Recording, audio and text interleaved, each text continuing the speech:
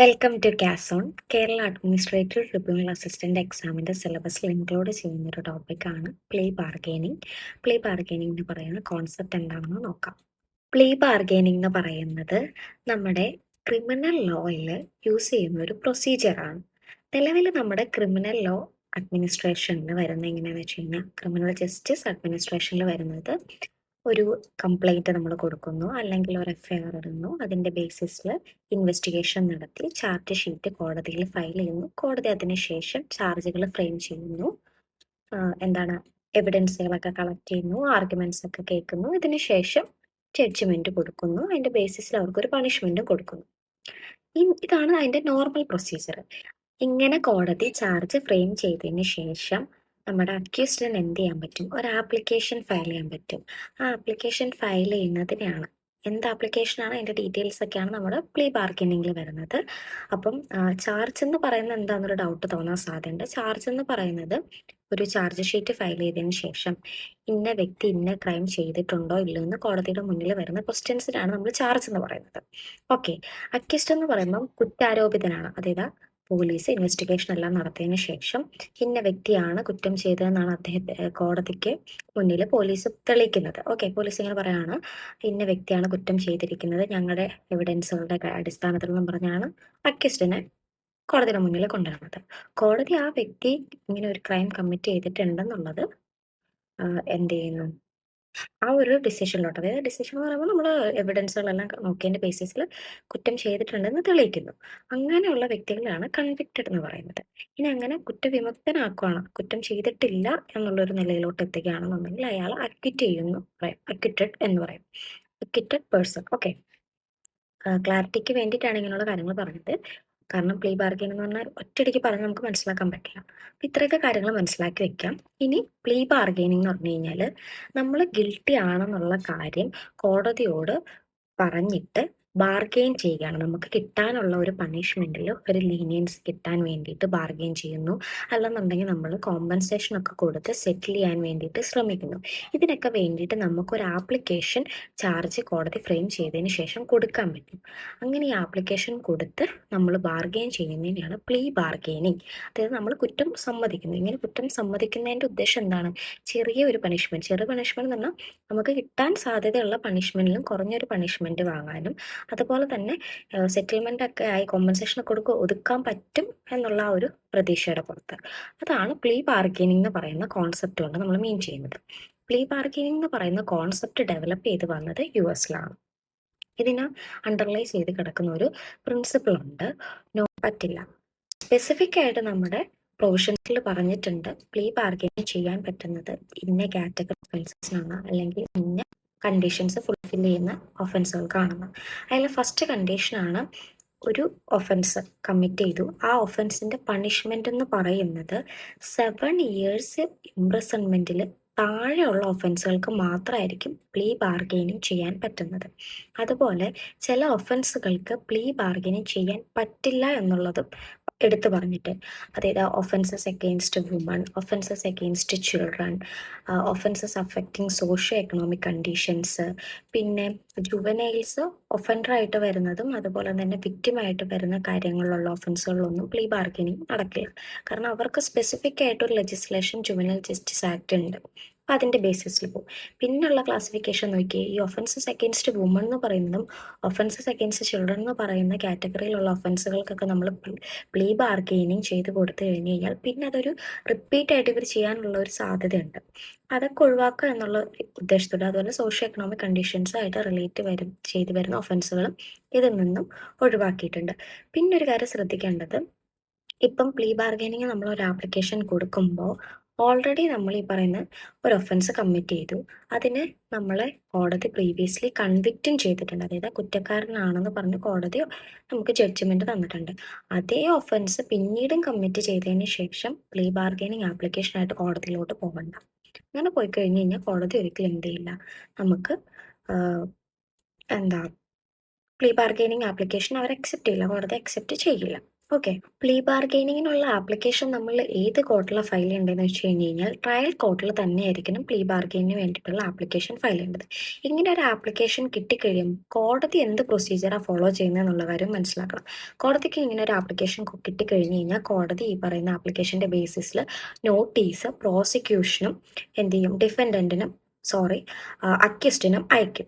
പ്രോസിക്യൂഷനും അക്യൂസ്റ്റും ഒരു ഇന്ന ഡേറ്റിൽ ഹാജരാവാൻ പറയും. ഹാജരായി വന്നു കഴിയുമ്പോൾ ഇങ്ങനെയുള്ള കാര്യങ്ങളെല്ലാം കോടതി പറഞ്ഞതിന് ശേഷം നിങ്ങളൊരു സെറ്റിൽമെൻറ്റിന് വേണ്ടിയിട്ട് റെഡിയാകാൻ വേണ്ടിയിട്ട് ഒരു ഡിസ്കഷൻ കണ്ടക്ട് ചെയ്യാൻ പറയും.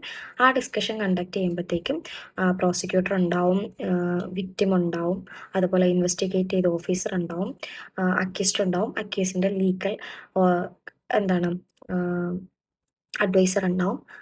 ഇവരെല്ലാം കൂടി ചേർന്നിട്ട് ഒരു അമിക്കബിൾ ആയിട്ടുള്ള ഒരു സെറ്റിൽമെൻറ്റിൽ എത്താൻ സാധ്യതയുണ്ടോ എന്നുള്ളത് കോടതി നോക്കും. അങ്ങനെ ഒരു സെറ്റിൽമെൻറ്റിന് വേണ്ടിയിട്ട് എന്ത് ചെയ്യും, റെക്കമെൻഡ് ചെയ്യും. അങ്ങനെ ഒരു സെറ്റിൽമെൻറ്റ് 6 മാസത്തിനുള്ളിൽ ഒരു സെറ്റിൽമെൻറ്റോ അല്ലെങ്കിൽ ഏതെങ്കിലും ഒരു രീതിയിലുള്ള ഒരു ഡിസ്കഷൻ്റെ ബേസിസിൽ മുന്നോട്ട് കേസായിട്ട് പോവണ്ട, നമുക്കിത് സെറ്റിൽ ചെയ്ത് ഒതുക്കാം, ഇന്ന പണിഷ്മെൻറ്റ് ഞാൻ വാങ്ങാം, അല്ലെങ്കിൽ ഇന്ന കോമ്പൻസേഷൻ ഞാൻ തരാം, ഇങ്ങനെയൊക്കെ പറഞ്ഞൊരു സെറ്റിൽമെൻറ്റിൽ എത്തിക്കഴിഞ്ഞ് കഴിഞ്ഞാൽ അതും 6 മാസത്തിനുള്ളിൽ ഇങ്ങനെ ഒരു സെറ്റിൽമെൻറ്റിലോട്ട് ഡെവലപ്പ് ചെയ്ത് വന്നത് US-ലാണ്. ഇതിനെ അണ്ടർലൈ ചെയ്ത് കിടക്കുന്ന ഒരു പ്രിൻസിപ്പിൾ ഉണ്ട്. നോളോ കൊട്ടൻറെ എന്ന് പറയുന്ന ഒരു ലാറ്റിൻ ഫ്രേസ് ആണ്. അതുകൊണ്ട് മീൻ ചെയ്യുന്നത് I do not wish to contest എന്നുള്ളതാണ്. അതായത് നമ്മുടെ പ്രോസിക്യൂഷൻ ഉണ്ട്, ഡിഫൻഡൻ്റ് ഉണ്ട്, അവർ തമ്മിൽ ഒരു കോണ്ടസ്റ്റ് ചെയ്ത് എവിഡൻസിന്റെ ബേസിസിലാണല്ലോ ഒരാൾ കുറ്റക്കാരനാണ് അല്ലെങ്കിൽ കുറ്റവിമുക്തനാണെന്നുള്ള കോടതിക്ക് തെളിയിക്കുന്നത്. അങ്ങനെ കോണ്ടസ്റ്റ് ചെയ്യാൻ എന്ത് ചെയ്യാൻ അക്യൂസ്റ്റിന് താല്പര്യമില്ല.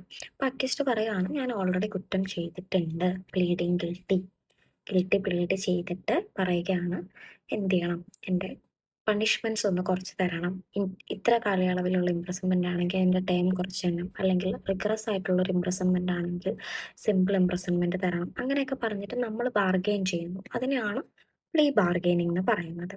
ഇനി കുറച്ച് എസെൻഷ്യൽ എലമെന്റ്സ് ഉണ്ട്, അത് നമുക്ക് ഡീൽ ചെയ്യേണ്ടതായിട്ടുണ്ട്. അതായത് ഫസ്റ്റ് ആണെന്ന് പറഞ്ഞാൽ വോളണ്ടർനെസ് ഉണ്ടായിരിക്കണം. അതായത് അക്യൂസ്ഡ് സ്വയമേ അദ്ദേഹത്തിന്റെ വില്ലോട് കൂടി അയാൾ വോളണ്ടറി ആയിട്ടായിരിക്കണം ഈ കാര്യം ചെയ്യേണ്ടത്. അല്ലാതെ പോലീസുകാരെടുത്തിട്ട് ഇടിച്ച് പരത്തി അതിനുശേഷം എന്ത് ചെയ്യുന്നു, അദ്ദേഹം ഈ കുറ്റം ചെയ്തിട്ടാണോ സമ്മതിക്കുന്നത്, ആ ഒരു പ്രൊസീജിയർ അങ്ങനെയുള്ള കാര്യങ്ങളൊന്നുമല്ല. അദ്ദേഹത്തിന്റെ സ്വയമേ ഉള്ള വില്ലിന്റെ പുറത്ത് എന്ത് ചെയ്യുന്നു, പ്ലീ ബാർഗെയിനിങ്ങിന് ആപ്ലിക്കേഷൻ കൊടുക്കുന്നു. ആപ്ലിക്കേഷൻ കൊടുക്കുമ്പം ഫാക്ട്സ് ബ്രീഫായിട്ട് പറഞ്ഞിട്ടുണ്ടായിരിക്കണം, അതിൻ്റെ ചാർജും കാര്യങ്ങളും എല്ലാം പറഞ്ഞിട്ടുണ്ടായിരിക്കണം. അതിനുശേഷം എന്ത് പണിഷ്മെൻ്റ് ആണ് ഇന്ന ഒഫൻസ് ചെയ്ത് കഴിഞ്ഞാൽ കിട്ടാൻ സാധ്യതയുള്ളതെന്നുള്ളതിനെ പറ്റി അയാൾക്കൊരു കറക്റ്റായിട്ടുള്ള ഒരു ക്ലാരിഫിക്കേഷൻ ഉണ്ടായിരിക്കണം എന്നുള്ളത് ഫാക്ട്സ് എന്ന് ആപ്ലിക്കേഷനിൽ നമ്മൾ എന്ത് ചെയ്തിട്ടുണ്ടായിരിക്കണം, എഴുതിയിട്ടുണ്ടായിരിക്കണം. അതുപോലെ ഒരു അഫിഡവിറ്റ് കൂടി ഇതിൻ്റെ കൂടെ ഫയൽ ചെയ്യണം. ആ അഫിഡവിറ്റിനകത്തും ഈ കാര്യങ്ങളെല്ലാം വ്യക്തമായിട്ട് പറഞ്ഞിട്ടുണ്ടാവണം. അങ്ങനെ ചെയ്യുന്ന എന്തിനാന്ന് വെച്ച് കഴിഞ്ഞാൽ നമ്മൾ ഒരാൾ എന്ത് ചെയ്യുന്നില്ല, ചൂഷണം ചെയ്യാൻ വേണ്ടിയിട്ടല്ല ഈ പ്രൊസീജിയർ. അയാൾക്ക് സ്വയമേ തോന്നി അയാൾ ചെയ്യുക എന്നുള്ളൊരു ഇന്റൻഷനോട് കൂടിയാണ്. കുറ്റക്കാരനാണ് തെളിയിക്കേണ്ട ഉത്തരവാദിത്വം സ്റ്റേറ്റിന്റെ ആണ്. അത് സ്റ്റേറ്റിന് പറ്റിയില്ല എന്നുണ്ടെങ്കിൽ അയാൾ ഒരു എന്താ പറയുന്ന ഇല്ലീഗൽ ആയിട്ടുള്ള ടേംസിലൂടെ അയാളെ അതിലോട്ട് വലിച്ചിടുക എന്നുള്ളതല്ല. അയാൾക്ക് സ്വയമേ തോന്നി ചെയ്യണമെങ്കിൽ ചെയ്യും. പ്ലീ ബാർഗെയിനിങ് എന്ന് പറയുന്ന കോൺസെപ്റ്റ് CRPCയുടെ ഇനീഷ്യൽ സ്റ്റേജസിലൊന്നും ഉണ്ടായിരുന്നില്ല. പിന്നീട് 2005 ക്രിമിനൽ ലോ അമെൻമെന്റ് വഴിയാണ് എന്ത് ചെയ്തത്, ആഡ് ചെയ്തത്. ചാപ്റ്റർ 21A പ്ലീ ബാർഗെയിനിങ്ങിനെ കണക്ട് ചെയ്തിട്ടുള്ള കാര്യങ്ങൾ പ്രൊവിഷൻസ് ഡീൽ ചെയ്തിട്ടുണ്ടായിരുന്നത്. നിലവിൽ നമ്മുടെ BNSS ഭാരതീയ ന്യായ സുരക്ഷാ സംഹിതയിൽ എന്ത് ചെയ്തിട്ടുണ്ട്, പ്ലീ ബാർഗെയിനിങ് ഇൻക്ലൂഡ് ചെയ്തിട്ടുണ്ട്. അത് ചാപ്റ്റർ 23 സെക്ഷൻ 289 തൊട്ട് 300 വരെയുള്ള സെക്ഷൻസ് ആണ് പ്ലീ ബാർഗെയിനിങ്ങുമായിട്ട് ഡീൽ ചെയ്ത് കിടക്കുന്നത്. അപ്പോൾ ഒരു സംശയം വരാൻ സാധ്യതയുണ്ട്, എല്ലാ ഒഫൻസസിനും പ്ലീ ബാർഗെയിനിങ് ചെയ്യാൻ പറ്റുമോ എന്നുള്ളത്. കാരണം അത്രയും ഗ്രേവ് ആയിട്ടുള്ള ഒഫൻസുകളും ചെയ്തിട്ട് നമുക്ക് പ്ലീ ബാർഗെയിനിങ് ചെയ്ത് പോകാൻ പറ്റും എന്നുണ്ടെങ്കിൽ ക്രിമിനൽ ലോ അഡ്മിനിസ്ട്രേഷന്റെ ഉദ്ദേശം എന്താണ്, അല്ലെങ്കിൽ അതിന്റെ പുറകിലുള്ള ഒബ്ജക്റ്റീവ് തന്നെ ഇല്ലാണ്ടാവും. അപ്പോൾ എല്ലാ ഒഫൻസസിനും പ്ലീ ബാർഗെയിനിങ് ചെയ്യാൻ എത്താൻ സാധിച്ചു എന്നുണ്ടെങ്കിൽ കോടതി അതിന്റെ ബേസിസിൽ ഓർഡർ കൊടുത്ത് ആ കേസ് അവിടെ ക്ലോസ് ചെയ്യും. അതേസമയം ഈ 6 മാസത്തിനുള്ളിൽ ഇങ്ങനെ ഒരു തീരുമാനത്തിലോട്ട് എത്താൻ പറ്റിയില്ല എന്നുണ്ടെങ്കിൽ നോർമലായിട്ട് എന്തായിരുന്നു കോടതി ചെയ്യേണ്ട ആ പ്രൊസീജിയർ ഫോളോ ചെയ്യും. അതായത് ചാർജ് ഫ്രെയിം ചെയ്തതിന് ശേഷം എന്ത് ചെയ്യും, എവിഡൻസുകൾ എടുക്കും, ആർഗ്യുമെന്റ്സ് കേൾക്കും, അതിന്റെ ബേസിസിൽ ഒരു ജഡ്ജ്മെന്റ് പ്രൊവൈഡ് ചെയ്യും. അതിന്റെ ടൈം പീരീഡ് നമ്മൾ പറഞ്ഞു. ഒന്നെന്ന് പറയുന്നത് ചാർജ് ഫ്രെയിം ചെയ്ത് 30 ദിവസത്തിനുള്ളിൽ നമ്മൾ അക്യൂസ്ഡ് എന്ത് ചെയ്തിട്ടുണ്ടാവും, പ്ലീ ബാർഗെയിനുള്ള ആപ്ലിക്കേഷൻ കൊടുത്തിട്ടുണ്ടാവാം. പിന്നെ ഒരു ഡിസ്കഷന് വേണ്ടിയിട്ട് എൻട്ര ചെയ്ത് 60 ദിവസത്തിനുള്ളിൽ നമുക്കൊരു അമിക്കബിൾ ആയിട്ടുള്ള ഒരു സെറ്റിൽമെന്റിൽ എത്താൻ പറ്റിയിട്ടില്ല എന്നുണ്ടെങ്കിൽ നോർമൽ പ്രൊസീജിയറിലോട്ട് പോകും. അപ്പോൾ ഈ 30 ഡേയ്സും 60 ഡേയ്സും MCQ ടൈപ്പ് ക്വസ്റ്റ്യൻസ് ഒക്കെ ചോദിക്കാൻ സാധ്യതകളാണ്. അതൊന്നും മനസ്സിലാക്കി വെക്കുക, ഓർത്തിരിക്കുക. നമ്മളൊരു ആപ്ലിക്കേഷൻ കൊടുത്ത് നമുക്ക് പ്ലീ ബാർഗെയിനിങ്ങിൻ്റെ ബേസിസിൽ ഒരു ജഡ്ജ്മെൻറ്റ് കിട്ടിയെന്നിരിക്കട്ടെ. ഈ ജഡ്ജ്മെൻറ്റിൻ്റെ പുറത്ത് നോർമലായിട്ട് നമ്മളൊരു അപ്പീൽ പോകുന്നത് പോലെ കോടതിയിൽ അപ്പീൽ പോകാനായിട്ട് പറ്റില്ല. മറിച്ച് നമുക്ക് സ്പെഷ്യൽ ലീവ് പെറ്റീഷനായിട്ട് SLP എന്ന് പറയും, ആർട്ടിക്കിൾ 136, അതിൻ്റെ ബേസിസിൽ നമുക്ക് അപ്പീൽ പോവാം.